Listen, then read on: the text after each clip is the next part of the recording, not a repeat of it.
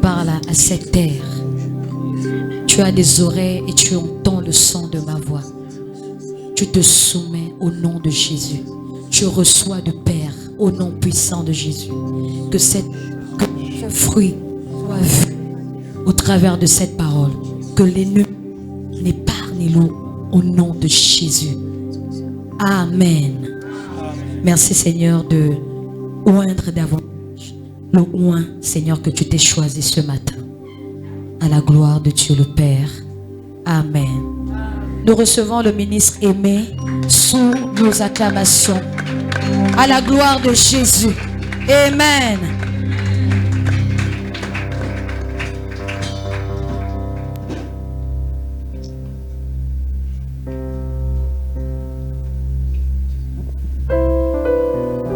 Alléluia. Vous pouvez prendre place. Vous bénisse.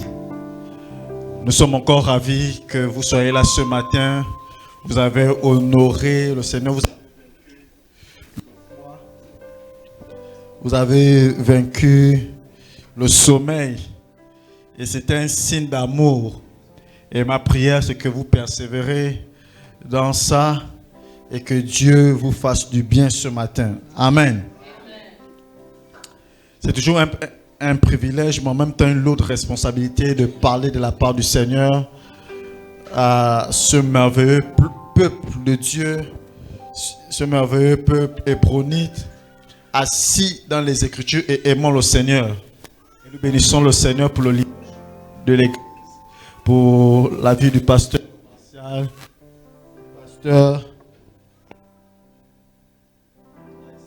qui nous ont permis de pouvoir nous lever.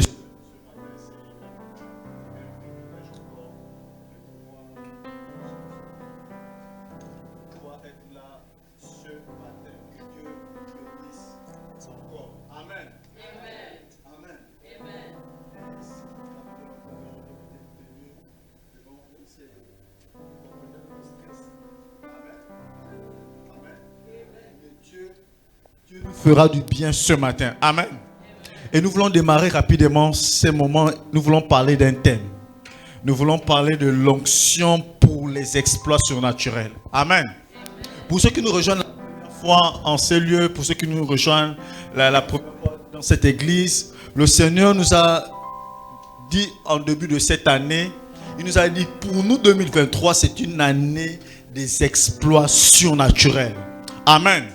Et lorsque je préparais ces temps, Dieu pouvait me ramener, le Saint-Esprit pouvait me ramener à ce thème. Pourquoi l'onction? Pourquoi devons-nous demander l'onction? Pourquoi Dieu a permis que pendant quasiment 50 jours, nous devons parler de l'onction comme disait le pasteur. Depuis le mois dernier, on parle de l'onction. Pourquoi parler de l'onction? Est-ce que l'onction est d'actualité? Pourquoi l'onction est nécessaire dans la vie du croyant? Pourquoi en tant que chrétien, il est important de parler de l'onction? Amen. Et le Seigneur m'a dit que l'onction que nous avons reçue et que nous devons aspirer, c'est pour les exploits surnaturels. Donc, parce que nous sommes au milieu de l'année, l'onction que nous devons recevoir, c'est pour nous propulser vers les exploits surnaturels. On est trop resté ici depuis janvier jusqu'à juin. Tu es resté dans le naturel, mais en ce mois, cette septième année, le mystère du milieu de l'année doit être notre partage. Amen. Voilà pourquoi l'onction est nécessaire pour vivre les exploits surnaturels. Alléluia. Et nous voulons ouvrir le texte de base de cette année dans Psaume 60, le verset 14. C'est important. Si nous avons perdu le repère ou cela, rappelons-nous que ce que nous faisons, c'est pour vivre les exploits surnaturels. Il n'y a pas de raison qu'on passe cette année ou qu'on arrive au milieu de l'année et que nous ne serons pas conscients que le Seigneur nous a dit qu'on va vivre les exploits surnaturels et on doit vivre les exploits surnaturels. Et donc, le Seigneur nous donne des rudiments, le Seigneur nous donne des outils. Le Seigneur nous donne des armes pour pouvoir expérimenter le surnaturel. Donc à la fin de cette année, lorsqu'on fera le bilan, il faudrait que l'on ne soit pas choqué. Il faudrait que l'on ne soit pas surpris. Il faudrait qu'on ne soit pas attristé. Si tu ne vis pas les les exploits surnaturels dans ton domaine, c'est parce que tu n'aurais pas aspiré à l'onction. Alléluia. Amen. La Bible déclare, dans Psaume 60, le verset 14, avec Dieu, est-ce qu'on peut dire cela ensemble? Avec Dieu, nous ferons des exploits. Il écrasera nos ennemis. Amen. Avec Dieu, c'est avec Dieu. C'est avec le Saint-Esprit. Bien aimé, on ne peut pas dissocier Dieu de Jésus, comme on ne peut pas dissocier Jésus du Saint-Esprit. Donc, à l'intérieur de ce texte, on a toute la divinité. Ça veut dire le Père, le Fils et le Saint-Esprit. C'est avec lui que nous ferons des exploits. Ça veut dire que sans l'onction, on ne peut pas faire des exploits. C'est impossible, bien aimé. Je comprends mieux maintenant le thème que le Seigneur a inspiré à son oint. Le oint et l'onction, on ne peut pas vivre les exploits surnaturels sans l'onction, parce qu'il nous a dit en début d'année, rappelez-vous, lorsque Dieu parle, Dieu n'est pas bavard, Dieu n'est pas, il parle une fois, mais il vient un moment comme le pasteur pourrait nous dire au milieu de l'année, de nous rappeler, écoutez, c'est avec moi, je vous ai dit que vous ferez des exploits. C'est-à-dire que si on n'aspire pas à l'onction, jeunesse, si on n'aspire pas à l'onction, femme, si on n'aspire pas à l'onction, on ne fera pas des exploits. Que Dieu vous bénisse les chants. Désolé. Prenez place. C'est avec Dieu. Ce n'est pas sans Dieu. Ce n'est pas avec un homme. Ça veut dire que durant cette année, on doit, non seulement, depuis qu'on parle de l'onction jusqu'à la fin de cette année, on doit aspirer à Dieu. Voilà pourquoi j'aime ce texte. Écoutez, la Bible dit dans le livre de Colossiens, le chapitre 3, à partir du verset 1. Pourquoi c'est nécessaire que Dieu nous dise que c'est avec lui que nous ferons les exploits. Maintenant, ce texte de Colossiens nous dit que si donc vous êtes ressuscité avec Christ, on a dit, ça ne vaut la peine de revenir et d'expliquer que Christ est le oint. L'explication Christ c'est oint. On dit si donc vous êtes ressuscité avec Christ, pas seulement si tu es ressuscité, si tu as compris que tu vis en fait avec le oint, écoutez, on dit chercher les choses d'en haut. Écoutez, les exploits surnaturels, lorsque tu veux vivre les exploits surnaturels et que tu es avec Dieu, tu cherches les choses d'en haut. Tu ne cherches pas les choses de la terre. Tu ne cherches pas la compagnie terrestre, mais tu aspires aux choses d'en haut. On dit où Christ est assis à la droite de Dieu. My God. En fait, lorsque tu recherches les choses d'en haut, ce n'est pas pour toi. Tu cherches les choses d'en haut, c'est parce que là-bas il y a le oint. Tu cherches les choses d'en haut parce que Christ est là-bas, parce que le oint est là-bas. Celui qui est censé te oindre, celui qui est censé oindre ta vie, celui qui est censé faire en sorte que le jour, ceux qui accament ta vie du début de cette année jusqu'à maintenant, ceux qui font en sorte que tu ne puisses pas vivre les exploits surnaturels, c'est parce que tu ne cherches pas les choses d'en haut.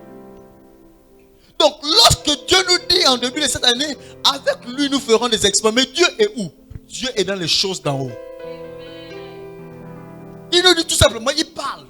Maintenant, tout au long de cette année, il nous explique, mais sinon on se pose la question. Tu nous dis, avec toi nous ferons des exploits. Il écrasera la tête de nos ennemis. Si depuis le début de cette année, ce sont les ennemis qui t'écrasent, c'est parce que tu n'es pas encore avec Dieu. Si depuis le début de cette année, tu subis les actions, tu subis les manigances de l'ennemi, c'est parce que tu n'es pas encore ici, dans les choses d'en haut, et tu n'es pas encore avec Dieu. Bien aimé, la vie chrétienne, ce n'est pas la magie, ce n'est pas la sorcellerie, ce sont des principes que l'on respecte tout simplement et Dieu se manifeste. Vivre les exploits, c'est possible, je le crois. Vivre les exploits surnaturels avec Dieu. Faire les choses que ceux de l'Ancien Testament ont eu à faire, c'est possible. Hier, pendant qu'on nous annonçait une information, j'étais avec mon épouse et elle était un peu chamboulée. Lorsque elle est dans cette atmosphère, c'est difficile parfois de pouvoir contenir parce qu'elle était en prière depuis la veille. Et j'étais en train de préparer le message. Et Elle ne savait pas pourquoi elle était en prière, mais parce qu'il y avait déjà une information que l'esprit avait déjà dit. Donc elle est rentrée, elle était tout simplement en prière sur le lit. Elle parlait en langue, elle a dormi quasiment vers 4 heures du matin. Et le matin, on l'informe de quelque chose. Elle me dit, donc je savais pourquoi il y avait cette chose. Et moi, pendant que nous étions là, elle voulait sortir. J'ai dit, maman, restons là, reste là, ne sors pas. Vous voyez, parfois les choses de Dieu, on veut s'ingérer dans les choses que Dieu fait.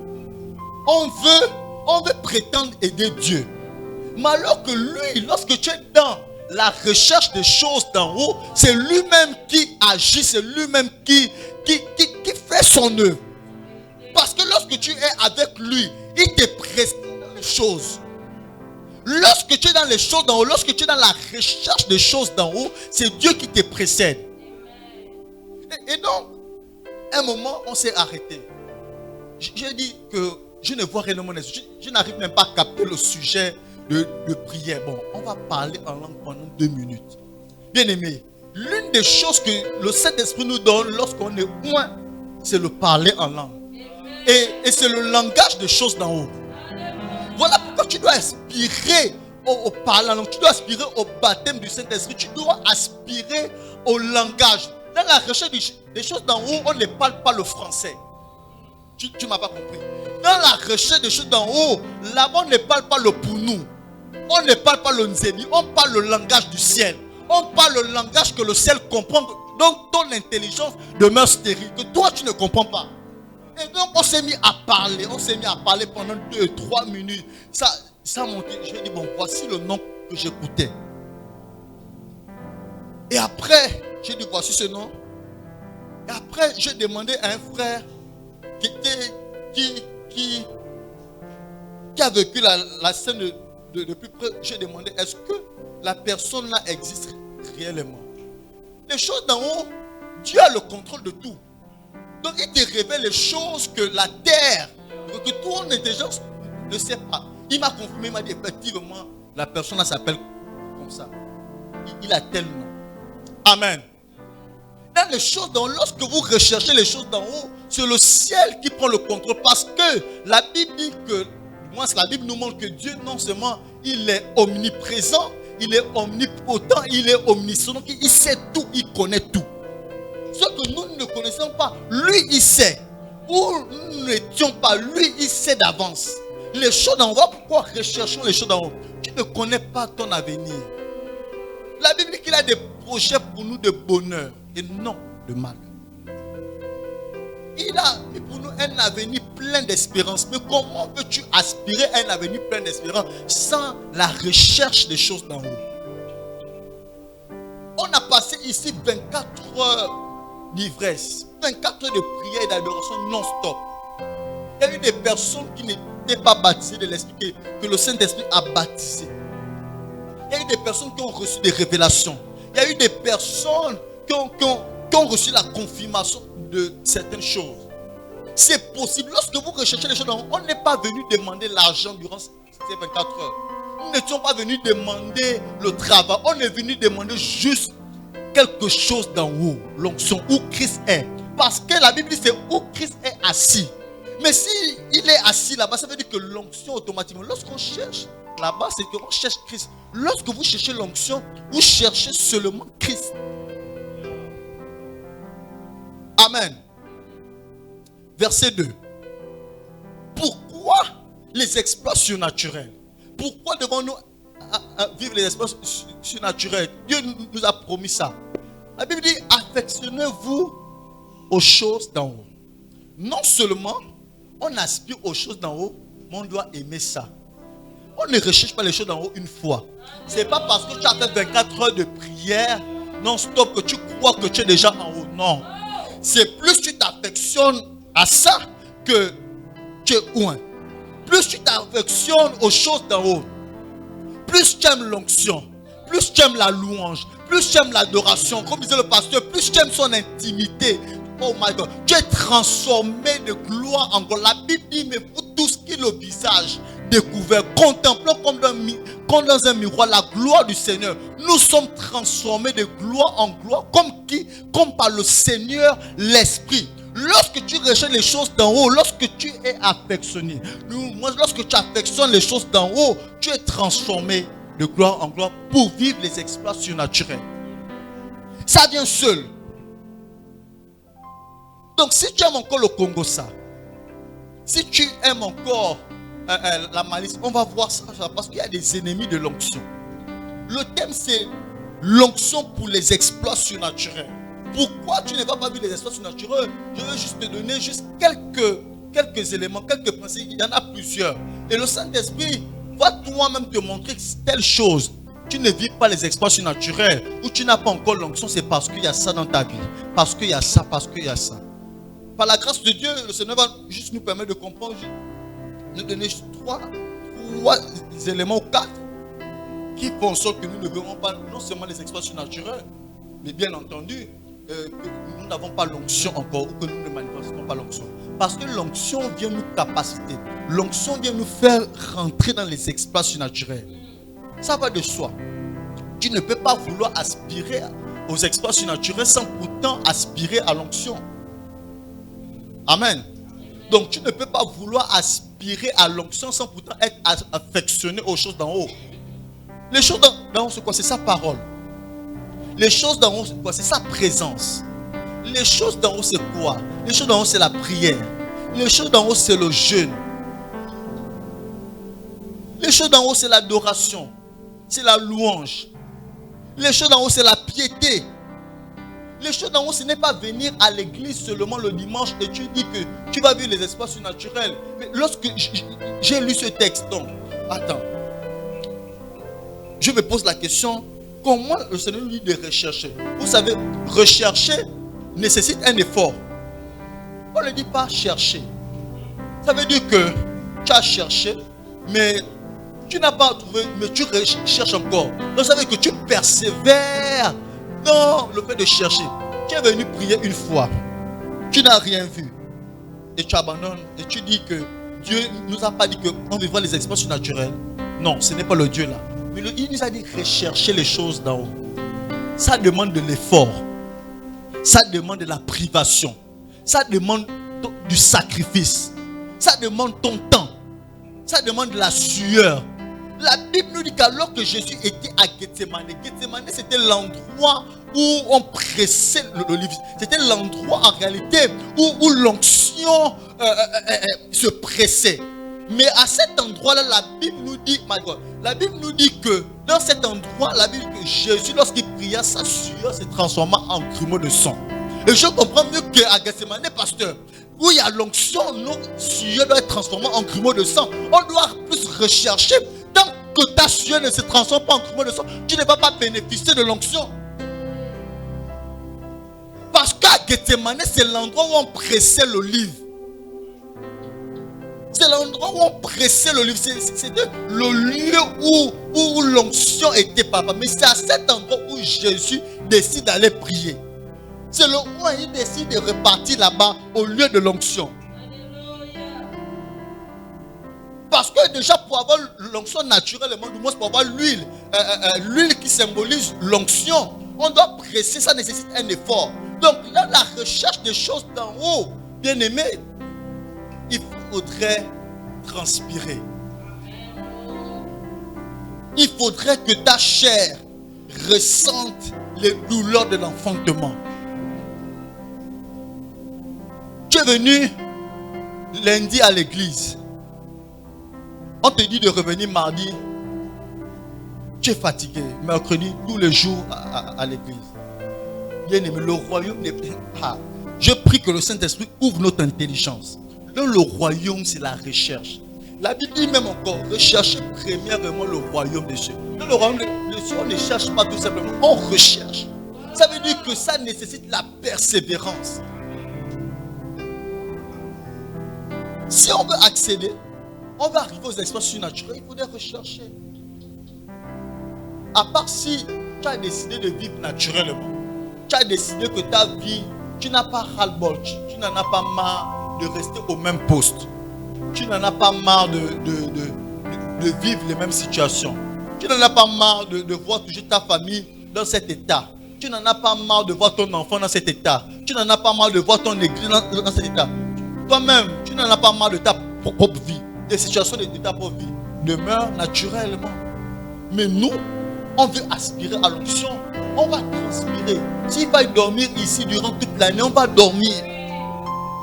Parce qu'on a compris que ceux qui sont affectionnés aux choses d'en haut recherchent. On ne cherche pas. Amen. Remettez-moi le texte, pardon. Et non à celles qui sont sur la terre. Maintenant, ce que j'aime avec la parole de Dieu, elle s'explique elle-même. Donc, il y a les choses d'en haut et les choses de la terre. Si on était au cul d'enseignement, j'aurais fait passer le micro. Chacun devait me dire, d'après, c'est quoi les choses de la terre? J'en cite quelques. Les choses de la terre, c'est quoi? La Bible nous explique. J'explique ça par la Bible. Hein. La Bible nous dit que c'est l'apôtre Paul qui parle. Hein? Il dit les choses de la terre, c'est le manger et le boire. Par exemple. Les choses de la terre, c'est manger. Tu aimes manger, tu aimes boire. Tu aimes dormir.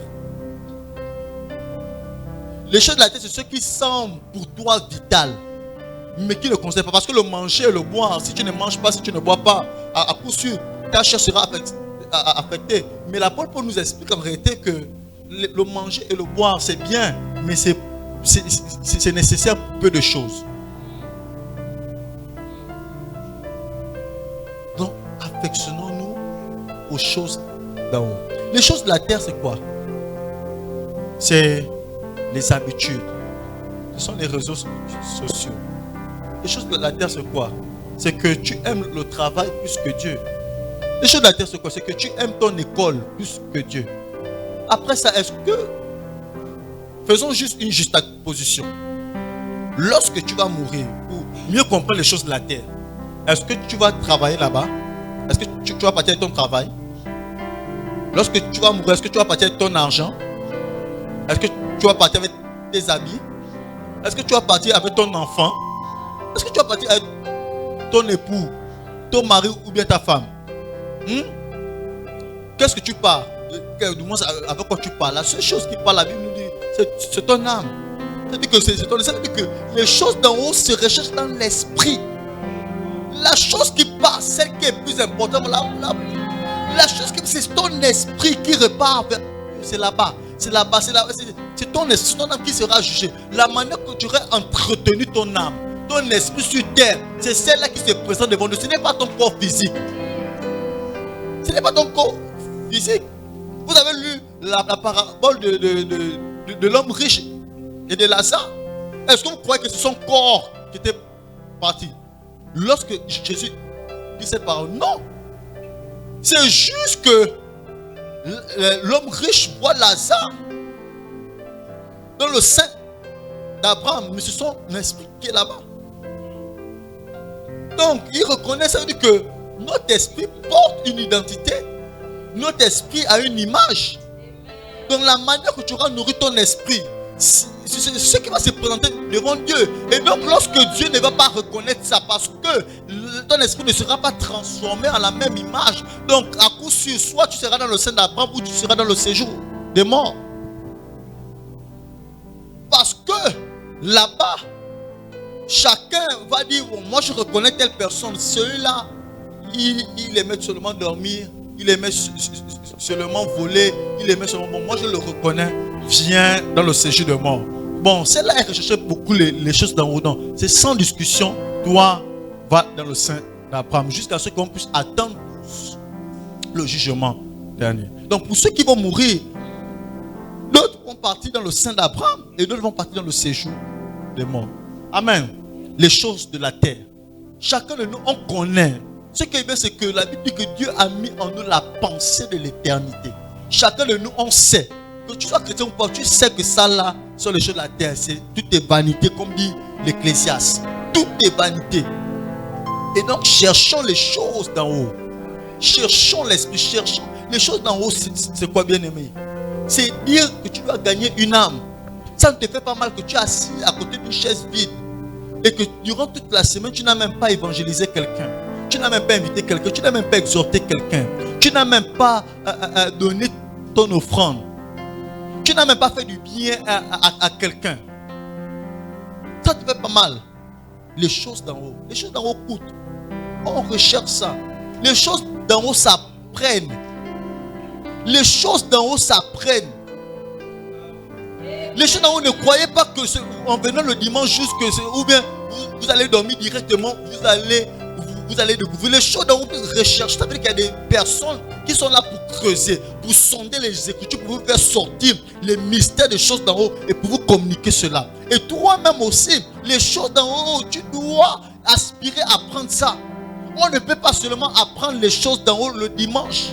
Le dimanche, on vient communier. Le dimanche, c'est le rassemblement des personnes d'en haut. Parce que durant la semaine, il y a des personnes d'en haut qui ont cherché les choses d'en haut. Donc le dimanche, ça veut dire que ne soyez pas étonnés que ceux qui n'ont pas recherché les choses d'en haut, lorsqu'on est dans la contemplation, l'adoration, mais il est en train de regarder, c'est un scandale pour lui. C'est un scandale parce qu'il n'est pas au même niveau des personnes d'en haut.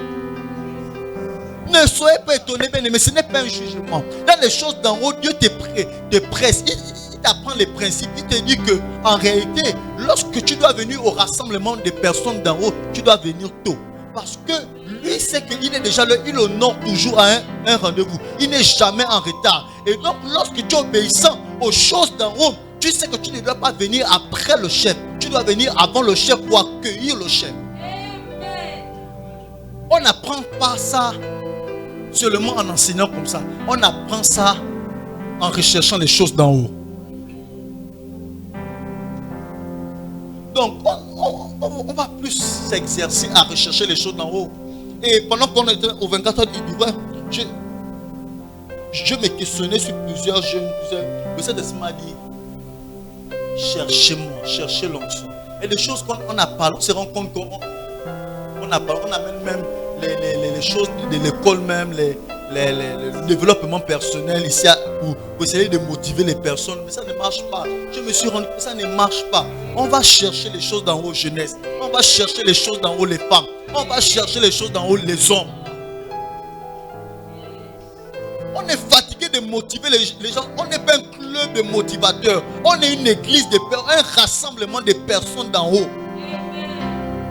Et donc, on a ça pour que les gens rentrent en nous. Lorsqu'on va parler, ils vont écouter l'écho de la voix de Dieu. Amen. Verset 3. Arrêtez, je n'ai même pas préparé. Car vous êtes morts. Une chose encore. Vous vivez des exploits surnaturels. Il fallait que tu comprennes que tu es mort.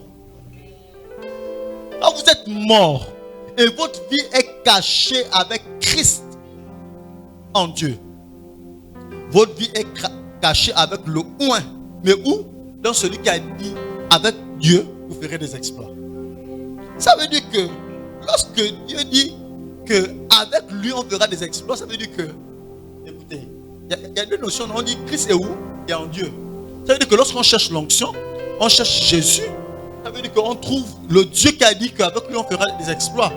Donc comment voudrez-vous que vous cherchez l'onction et vous ne trouvez pas le Dieu qui a dit qu'on fera des exploits? Parce que Christ est caché dans Dieu. Amen. Donc ce sont des principes comme ça qui font en sorte que, et ça, pour arriver à ça, pour comprendre ça, il faudrait que tu sois mort. Mais mort à quoi? Le verset 4 nous explique déjà. Et c'est là où on parle des ennemis de l'onction. Les ennemis des exploits surnaturels. Maintenant il dit, quand Christ, votre vie, paraîtra,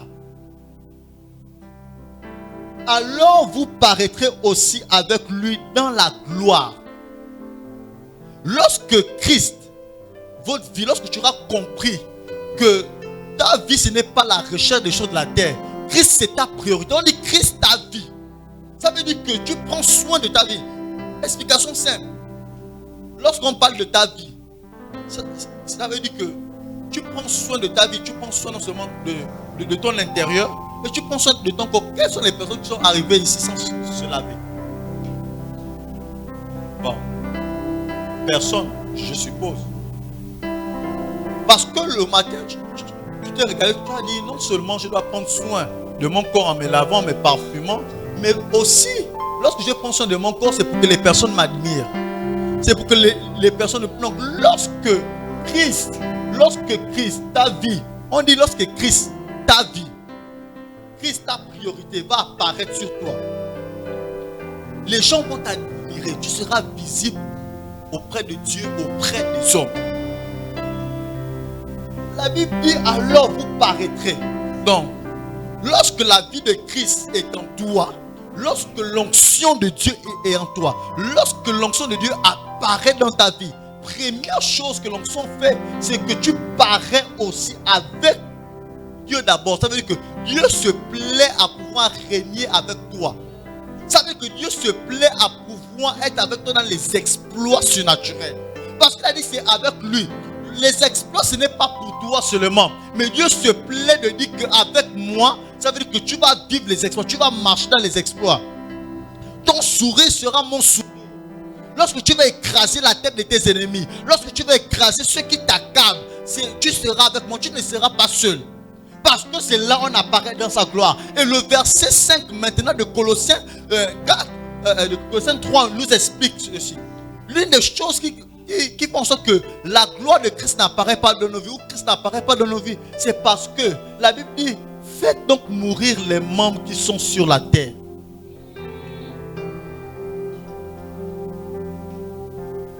On chérit trop nos membres. Tu chéris trop ta bouche.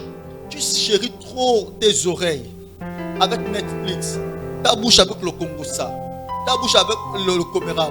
Tu chéris trop ton corps, ton visage avec le make-up. Mais est-ce que tu chéris autant ton âme? Tu chéris tout. Il dit faites donc mourir. C'est la conséquence. Hein. Le donc là. Donc renvoie à quoi? C'est un complément c'est de conséquence. Lorsqu'il y a le donc, ça veut dire que ça explique quelque chose de conséquence. Ça veut dire que tout ce qu'il a dit par la suite là, le fait qu'on doit être assis, le fait que tu dois apparaître avec Christ, que tu dois régner dans sa gloire. En fait, pour arriver à cela, c'est que tu dois faire mourir tes membres sur la terre. Et je vous ai dit que je vais citer juste quelque chose, quelques notions. La liste n'est pas exhaustive, mais c'est juste quelques éléments. L'une des choses, c'est quoi? Les choses que vous devez faire mourir sur la terre, qu'on doit faire mourir sur la terre pour vivre l'onction et pour vivre les exploits surnaturels, c'est l'impudicité. L'impudicité, c'est quoi? C'est tout ce qui est renvoie au péché du sexe, masturbation, pornographie, fornication, adultère, tout ce qui renvoie au péché du sexe. Donc, tu es dans la pornographie, tu es dans la masturbation, tu es dans tout ce qui renvoie au péché du sexe là. Ça, tu dois faire mourir ça pour vivre les exploits surnaturels. Donc, en fin de cette année, n'accusons pas Dieu. Autre chose, il dit l'impureté. C'est ce qui concerne les éléments souillés, ceux qui, non seulement qui souillent ton âme, mais qui souillent aussi ton corps. Les passions. La Bible dit que l'Ecclésiaste dit fuyez les passions de la jeunesse. Les passions, c'est quoi? Tu es passionné par quoi? Si tu es plus passionné par le football et que le foot t'empêche de venir à l'église, tu dois fuir ça. Si tu es passionné par les séries novelas et que tu sais même que de 17h30 à 19h30, c'est l'heure du culte, tu dois venir, mais tu sais aussi que à cette tranche horaire-là, il y a une bonne série à novelas et tu priorises ça, tu dois fuir ça. Les passions, c'est quoi? Il y a plusieurs éléments que le Saint-Esprit vous enseigne chacun. Amen. Les mauvais désirs, les désirs de meurtre, les désirs de voler Dieu, les désirs de pouvoir ne pas donner la dîme, ne pas vouloir donner l'offrande, les désirs de convoitise. Tu vois un frère, tu convoites, tu vois une soeur, tu convoites. Ça là, on doit faire mourir ça. Lorsque j'enseigne ça, parce que moi-même, ça m'a bousculé. Pour vivre les exploits, on doit payer le prix de ça, de faire mourir. La cupidité. Ceux qui aiment l'argent plus que Dieu là. Ils veulent toujours l'argent, la cupidité. Il dit que faire mourir ça. Tu dois. Non. On ne dit pas de laisser. La Bible est tranchante dans les expressions. Elle est tranchante. Elle dit faire mourir. Ça veut dire que quand tu meurs là, tu ne vois plus. Tu as enterré quelqu'un et ils vont encore la personne. On ne voit plus la cupidité là. Tu dois, si tu aimes l'argent, plus que tu donnes seulement les 100 francs, les 500, les 1000 francs, alors que tu sais que tu as la possibilité de donner plus et que tu priorises ça, c'est que tu es cupide. La Bible dit qui est une idolâtrie. On dit la cupidité dans la Bible. La cupidité est une idolâtrie. Ça veut dire que la cupidité a pris la place de Dieu. Ça veut dire le fait d'aimer l'argent plus que les intérêts de Dieu. Dans les choses d'en haut, on a dit l'une des choses d'en haut, c'est quoi? C'est l'offrande, c'est la dîme, c'est le sacrifice, c'est l'action de grâce. Si ça a pris la place de Dieu, la cupidité devient une idolâtrie. Je ne sais pas pourquoi Dieu s'arrête sur cet aspect-là, et pourtant il dit la cupidité est une idolâtrie. Amen. Ce sont les ennemis de l'onction. Ce sont les ennemis des exploits surnaturels. Amen. Les exploits surnaturels, c'est pour la gloire. Les exploits surnaturels, ce sont des capacités qui résultent de l'extraordinaire. Les exploits surnaturels, ce sont des actes de valeur. Lorsque vous lisez le même texte, le psaume 60, le verset 14, et vous lisez ça dans la parole d'Arbi, lorsqu'on explique les exploits surnaturels, on dit que ce sont les actes de valeur. Donc, arrêtons-nous exploits surnaturels. Ne pensons pas nécessairement à ce qui émane de l'espace. Ce sont des actes valeureux, les actes que tu n'arrivais pas à faire. Quelque chose de sain. Tu sais que durant cette année, j'expliquais ça à la jeunesse en début d'année, si tu sais que tu arrivais seulement à donner 100 francs, un exemple banal, 100 francs à Dieu, ça veut dire que cette année, lorsque tu aurais donné 500 francs, tu aurais fait des exploits surnaturels avec Dieu. On dit les actes de valeur. Exploits surnaturels, c'est actes de valeur. Si vous pouvez mettre la version d'Arbi de Psaume 74 pour qu'on puisse comprendre et que ça, on ne sache pas que ça vienne de moi. Mais moi, ce qu'on ne croit pas que ça vienne de moi. Si tu arrivais seulement à venir un jour de semaine, tu venais le dimanche. Lorsque tu vas rentrer, mais avant, pour vivre ça, il faudrait que tu sois loin. Hein? Ce n'est pas de tes propres forces, ce n'est pas avec tes propres efforts, ce n'est pas avec ta motivation. Lorsque tu vas comprendre que tu vas faire mourir tes membres, tu vas faire mourir ça premièrement. Deuxièmement, et tu vas aspirer à l'onction et que tu venais seulement le dimanche, que tu te rends compte que tu commences à venir. En fin d'année, tu fais un bilan, mais je viens déjà le mercredi, je viens maintenant le vendredi. Tu as vécu tes exploits surnaturels. Chacun de nous, on vivra les exploits surnaturels différemment. Ne croyez pas lorsqu'on parle des exploits surnaturels, tu auras la voiture. Nous tous, on ne pourra pas avoir des voitures, on ne pourra pas seulement avoir des maisons. D'autres ont déjà ça. Mais tu crois que tu n'as pas besoin de vivre les exploits surnaturels. C'est bizarre. Ceux qui ont l'argent, ceux qui ont des maisons, ceux qui ont des ceux qui ont des maris, ceux qui ont des femmes, ils croient que lorsqu'on parle de ce thème-là, c'est réservé pour les autres là. Mais il y a des éléments dans ta vie qui font en sorte que tu ne vives pas les exploits surnaturels et que tu dois vivre ça pour accéder à un palier supérieur. Tu as déjà ça, c'est bien. C'est bien, mais ce n'est pas les exploits surnaturels encore. Les exploits surnaturels, c'est ce que tu n'arrivais pas à faire et que par l'onction, tu arrives maintenant à faire. Amen. Aussi, l'onction nous emmène à la gloire et aux exploits. Prenons Luc 10, verset 17. En réalité, j'ai deux textes de base, c'est Luc 10, 17 et Psaume 74. Luc 10, à partir du verset 17. Vous allez le lire, on a passé le temps, je vais paraphraser ce texte. Lorsque je préparais ce temps, le Seigneur m'a dit ceci: vous voulez vivre les exploits surnaturels, mais vous vous contentez de ce que vous avez déjà reçu. Les exploits surnaturels, c'est de sortir du contentement. Écoutez, c'est un discours que Jésus fait aux 70 qui reviennent. Il dit, les 70 revinrent avec joie, disant: Seigneur, les démons même nous sont soumis en ton nom. Écoutez la suite. Ils reviennent avec joie, avec zèle. On sort des 24 heures. Écoutez, on sort des 24 heures d'ivresse. Et voici la réponse de Jésus. Il dit, continuez, s'il vous plaît. La réponse de Jésus, on sort des 24 heures, on était où? On a reçu d'autres, reçu les prophéties. Maintenant, Jésus dit, bon, Jésus leur dit, je voyais Satan tomber du ciel comme un éclair. Ça veut dire, Jésus dit tout simplement, ce que vous avez vécu là-bas, c'est peu que ce que, en fait, le niveau où je vous attends. Il dit, ils reviennent avec joie. Moi, on a reçu des prophéties. Je me suis marié cette année. Gloire soit rendue à Dieu. J'ai reçu telle promotion. Gloire soit rendue à Dieu. J'ai reçu, mais tu reviens avec joie. Mais Jésus, dans les expériences surnaturelles, il va toujours te reprendre comme ça. Il dit, moi j'ai vu Satan tomber du ciel comme un éclair. Ça veut dire que où je vous attends, ce n'est pas au démon, ce n'est pas là-bas, c'est petit. Moi je veux que vous humiliez le diable. Moi je veux que vous exposez le diable. Moi je veux que vous ridiculisez le diable.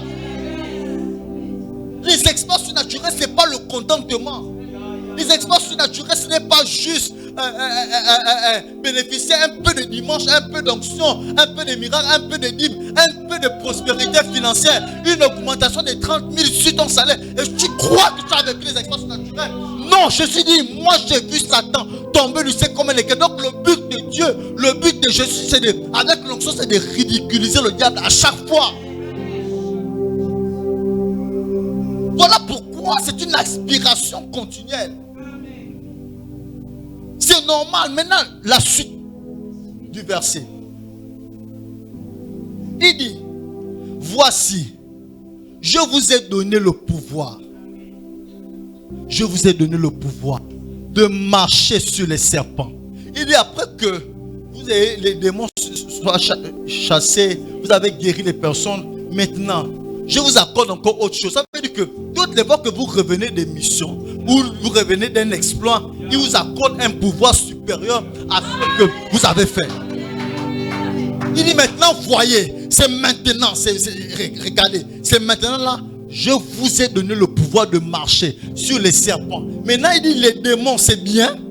Les démons, c'est bien. Maintenant, voici deux catégories de personnes que vous devez humilier. Parce que le but, c'est de ridiculiser le diable, mais c'est de ridiculiser le diable dans tous ses sens. Ce n'est pas seulement la prospérité financière, non. Ce n'est pas seulement le mariage, non. Mais c'est aussi les serpents, c'est aussi les scorpions, c'est aussi toute la puissance de l'ennemi. En fait, ce mot-là, il reçoit pour dire que dans tout ce que le diable veut faire, ou contre vous, ou contre vos familles, le but, c'est qu'il résume ça, toute la puissance de ridiculiser le diable. Ne nous contentons pas des exploits simplement, mais contentons-nous des exploits surnaturels au-delà de ce qu'on a fait hier. On a organisé la grande Pascal, on a vu des personnes venues. Non, ça ne nous satisfait pas. L'année prochaine, on doit faire plus. On doit faire plus parce que l'objectif, c'est de pouvoir nous donner le pouvoir sur les serpents. On n'a pas le temps d'expliquer tout ça. Le pasteur sera mieux placé pour nous expliquer ça. Parce que tout simplement, retenez que le but, n'oubliez pas, ils reviennent d'une mission où ils ont vécu avec Dieu. C'est Jésus qui a envoyé. Ils ne sont pas partis d'eux-mêmes, les 70. C'est Jésus a soufflé sur eux. Jésus a envoyé, ils reviennent. Rapport de mission. Non. Rapport de mission. Les démons nous sont soumis. Jésus dit. Et puis à quoi? En fait, c'est la réponse de Jésus. Les démons nous sont soumis. Mais Jésus, mais c'est ce que tu dois dire en fait. De prier pour les personnes, si les démons de quoi? Il dit, et puis à quoi? Après ça, maintenant, à quoi? Vous voulez que je vous explique quoi? L'objectif, c'est de pouvoir. Moi, j'ai déjà vu Satan tomber du ciel comme un éclair. Et que vous arrivez à cette dimension. Maintenant, ok. Comme j'ai vu Satan tomber du ciel comme un éclair, maintenant je vous accorde un autre pouvoir. Les démons que vous avez chassés là, c'est petit. Il y a d'autres challenges. Maintenant, il y a des serpents que vous devez vaincre. Il y a des scorpions que vous devez vaincre. Mais il y a toute la puissance de l'ennemi. Donc, toutes les manigances de Satan, vous devez exposer cela. Et rien ne pourra vous nuire. Amen. La suite maintenant du texte. Cependant, le mais. Cependant, ne vous réjouissez pas. Vous comprenez, non? Il dit, malgré que je vous ai donné le pouvoir encore, c'est pas fini. Il ne décourage encore même un peu plus. Il ne vous réjouissez pas de ce que les esprits vous sont soumis. Ça veut dire que vous avez compris que on est parti pour les esprits surnaturels. Jésus s'est manifesté, ok. Il a manifesté sa gloire, d'accord. Il accorde encore un autre pouvoir pour exposer les serpents, les scorpions et toute la puissance de l'ennemi. Mais il dit encore, ne vous réjouissez pas. Ça, c'est encore petit. Le but, retenez, il a dit le but, c'est de voir Satan tomber du ciel comme un éclair. Le but, c'est ça. En fait, le milieu de cette expérience, c'est de voir à chaque fois Satan tomber du ciel comme un éclair. Il dit, ne vous réjouissez pas de ce que les esprits vous sont soumis, mais réjouissez-vous de ce que vos noms sont écrits dans les cieux. La recherche des choses d'en haut. Gardez à l'esprit le texte de Colossiens 3, s'il vous plaît. La recherche des choses d'en haut fait en sorte que vous vivez dans la sainteté. Vous expérimentez la vie de Jésus. Donc vous ne recherchez plus les choses d'en haut, mais réjouissez-vous de ce que toutes les fois que vous avez exposé le diable, m'assurez-vous aussi que votre âme, votre esprit sont en accord avec lui. N'allez pas faire la sorcellerie, n'allez pas faire les choses, vous imposer les mains, et puis, bon, n'allez pas tripatouiller les choses. Tu as corrompu le patron, et puis tu as une promotion, et puis tu veux rendre témoignage ici. J'ai eu une promotion, et que on acclame, bon, nous on aurait acclamé, on aurait cru vraiment que c'est Dieu. Mais tu sais bien que ton nom n'est pas écrit là-bas. Tu sais que là, c'est pas l'œuvre, là, c'est pas le doigt de Dieu, là, c'est pas l'épikaïso. Tu sais que là-bas, non, là, c'est pas Dieu. Mais tu dois te rassurer que tes exploits sont aussi en accord avec le fait que tu sois et ton nom soit écrit dans les cieux. Écrit son nom dans les cieux. Lorsqu'on parle d'écrit, ça veut dire que la Bible nous dit qu'on a le livre des œuvres. Tu dois te rassurer que tu as laissé tes œuvres, ton empreinte sur la terre. Et que ton nom soit écrit dans le livre, non seulement de vie, mais dans le livre aussi des œuvres. Tu fais quoi pour Dieu? Jeunesse, vous faites quoi pour Dieu? Femme, vous faites quoi pour Dieu? Les hommes, qu'est-ce que l'on fait pour Dieu? Les enfants, qu'est-ce que vous faites pour Dieu? Le verset 21. Et je chute par là. Jésus dit, maintenant, lui-même déjà, après, ça va dire ça, lui-même, il sent qu'il commence à parler en langue. Rabo, chabra, ça.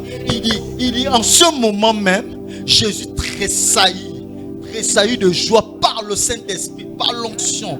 Il tressaillit et il dit, je te loue, Père, Seigneur du ciel et de la terre, de ce que tu as caché ces choses aux sages, on va comprendre, et aux intelligents, et de ce que tu les as révélés aux enfants. Oui, Père, je te loue de ce que tu les as voulu ainsi. Mais il a caché quoi? Bonne interrogation. Est-ce qu'il a révélé ça dedans? Maintenant, Colossiens 1 nous explique ça. 1, le verset 26 et 27.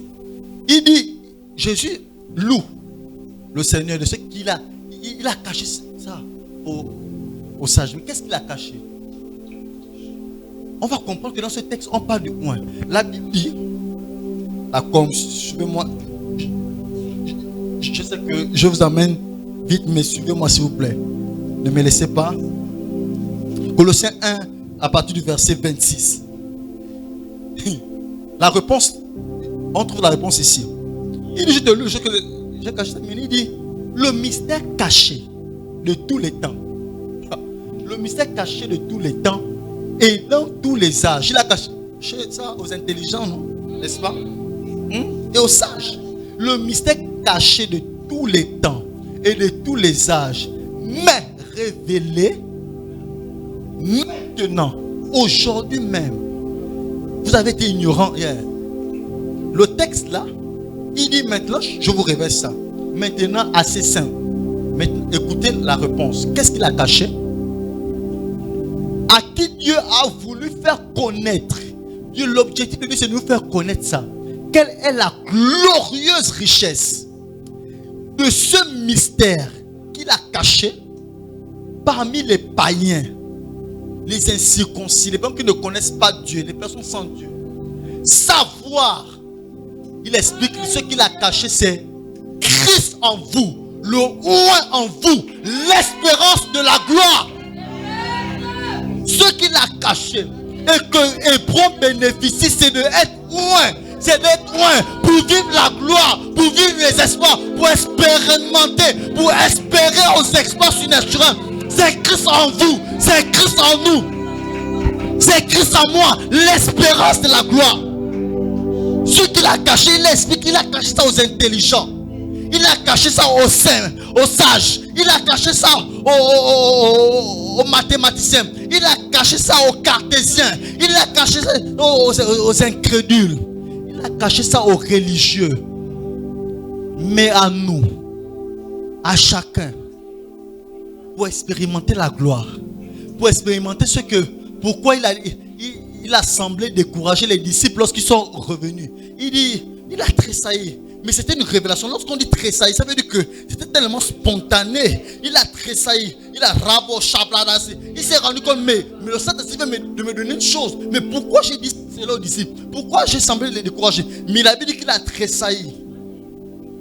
Il s'est rendu compte qu'il a caché ça aux sages et aux intelligents. Lorsque tu es trop intelligent dans la mission de Dieu, tu ne vas pas bénéficier de Christ en nous, l'espérance de la gloire. Tu ne vas pas bénéficier de l'onction en nous. Christ, c'est l'onction. Christ, c'est le oint. Tu ne vas pas bénéficier de ça. Et psaume, la Bible nous dit, dans psaume, le chapitre 119, le verset 130, il dit la révélation de tes paroles donne de l'intelligence aux simples. Ceux qui doivent bénéficier des exploits, de l'onction, et qui doivent comprendre que on doit pas seulement se réjouir de ce qu'on a vécu. La Bible nous dit, le psalmiste nous dit, sa révélation, sa parole aujourd'hui donne de l'intelligence aux personnes qui vont recevoir ça de manière simple. Simple comme un enfant, sans discuter, sans ton bagage théologique, sans ton expérience dans l'église, sans ton rang de femme, de homme de Dieu, sans ton rang d'épouse, de quoi, de directeur, de directrice, de quoi que ce soit. Non, c'est pour les personnes simples. La révélation là, cette révélation qui est donnée, c'est pour des personnes simples. Amen. L'onction, c'est pour les personnes simples. Levons-nous un moment. Pendant que tu écoutais ça, j'aimerais que tu parles à Dieu et que tu rentres dans ce mystère caché que Christ a caché aux hommes. Mais Christ aussi, ça va rester caché si tu demeures toujours intelligent, si tu demeures toujours sage, si tu demeures toujours cartésien, si tu demeures toujours quelqu'un qui raisonne. Rabo, Chabla, s'il te plaît, ne sois pas sage. Rentre dans Christ en nous, l'espérance de la gloire, s'il te plaît. Il veut nous faire expérimenter la gloire. Il ne veut pas seulement qu'on se réjouisse des démons que nous avons chassés, qu'on se réjouisse, mais non, mais il veut voir Satan tomber du ciel comme un éclair dans nos vies, dans ta vie. Il ne veut pas seulement qu'on se limite au nombre que nous sommes. Non, il ne veut pas que tu te limites seulement au nombre de personnes que tu as envoyées. Non, il ne veut pas que tu te limites seulement à la dîme que tu donnes, à l'offrande que tu donnes. Mais il veut que tu apportes des sacrifices. Il veut que tu apportes des actions de grâce. Il veut que tu apportes, que tu exposes le diable, que tu dises maintenant, je vis Satan tomber comme un éclair.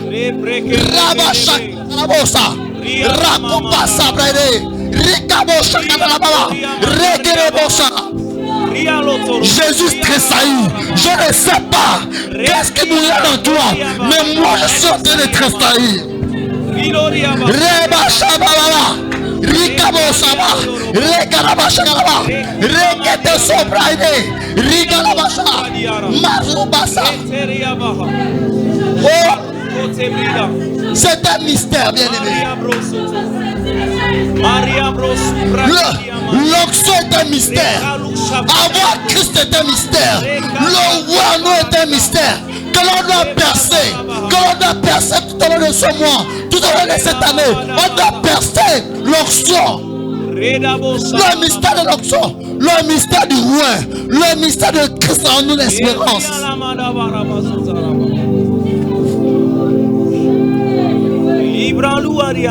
Bible dit Christ en nous l'espérance de la gloire. On espère tous aux exploits surnaturels. Mais pour avoir les exploits surnaturels, il faudrait que tu aies Christ en toi, que tu aies le roi en toi. Rabba Shakatarabo, Rabba Rikabo Shaba. La Bible dit les sources d'eau vive jailliront de nous. Les sources d'eau vive, l'onction dans son cœur. Lorsque tu as Christ en toi, un jaillir sort pour affecter ton environnement.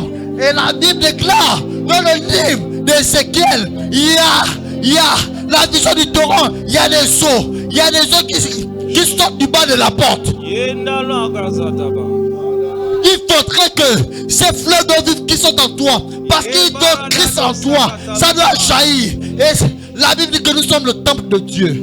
Les eaux doivent sortir du bas de la porte, mais pas seulement s'arrêter aux chevilles, pas seulement s'arrêter aux genoux, pas seulement aux hanches, mais la Bible dit que l'on soit capable d'y nager.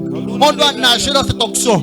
On doit exposer, on doit dire: j'ai vu Satan tomber du ciel comme un éclair à Hébron. J'ai vu Satan tomber du ciel comme un éclair à Hébron dans la vie de ces produits. C'est ça le but de Dieu.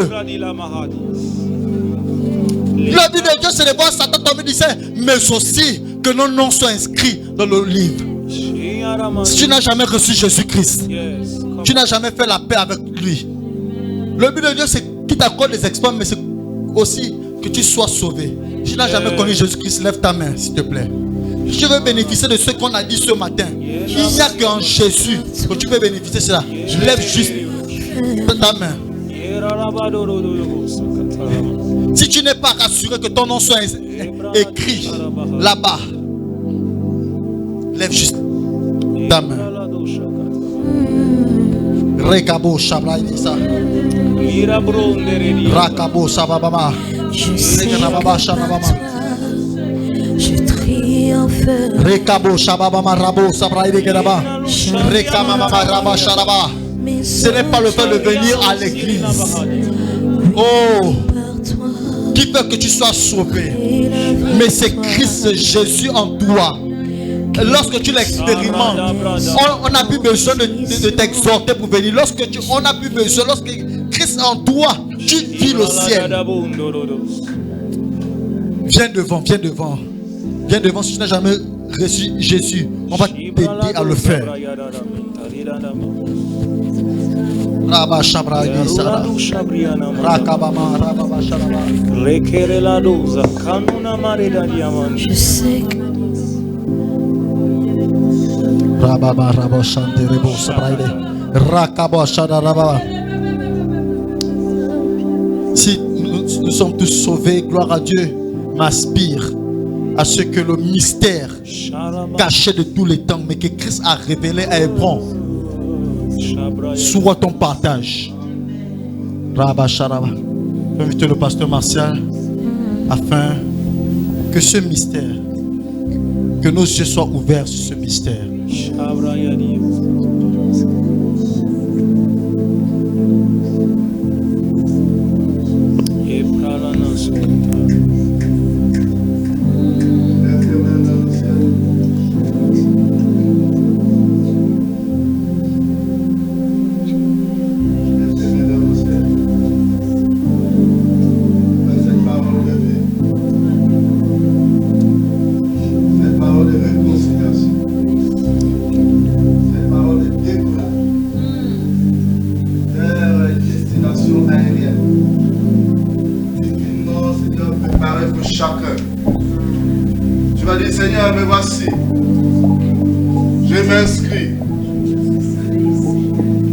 Seigneur, je m'inscris dans cette dimension. Que ma vie soit en haut. Que je recherche, que je m'affectionne aux choses d'en haut. C'est un mystère caché pour les sages de la terre, les intelligents de la terre. Mais à nous, les points, c'est notre gloire. Et ce matin, je suis inscrit dans cette nouvelle dimension, dans ce nouveau langage, dans cette nouvelle réflexion, que tout en moi soit inscrit, soit oint par Christ. Seigneur, ce matin, Jésus, je te rends grâce. Je vais simplement te dire merci pour ce que tu as fait, pour ce dont tu as accompli.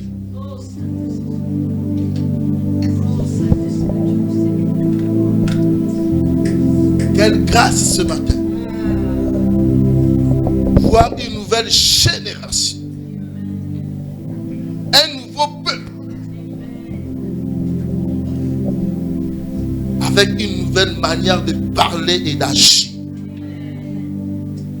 Seigneur, nous ne sommes plus dans la confusion, et nous sommes dans la réjouissance avec toi. Seigneur, nous ne sommes plus dans le contentement, nous sommes dans les espoirs surnaturels. Quelle grâce tu nous fais d'être présent en ce lieu, d'écouter ces mystères qui bouleversent notre entendement et qui nous amènent à être des personnes autrement. Merci parce que ta parole est esprit et vie. En cet instant, c'est en mouvement. Amen. La main de Dieu est là maintenant, Dieu est modélé. Amen. Je suis convaincu que la parole en elle-même accomplit des espoirs. C'est entier sur des terres pour produire des hommes et des femmes renouvelés, transformés. Amen. Et oints par la puissance du Saint-Esprit. Et dans ce matin, je vais seulement te dire merci pour ta grâce et ta présence. Dans le nom du sang de Jésus-Christ, est-ce qu'on peut acclamer le Seigneur pour confirmer?